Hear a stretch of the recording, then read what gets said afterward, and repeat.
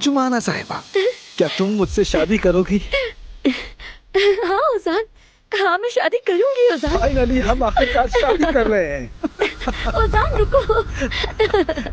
मैं जरा शावर लेके आती हूँ कि शायद उजान को मेरे सहारे की जरूरत महसूस हो जाए, इसलिए मैं उसके पास जाऊंगी। चुप करो, माँ के सामने ऐसी बातें करी हो, हाँ? बदतमीज कहेंगी।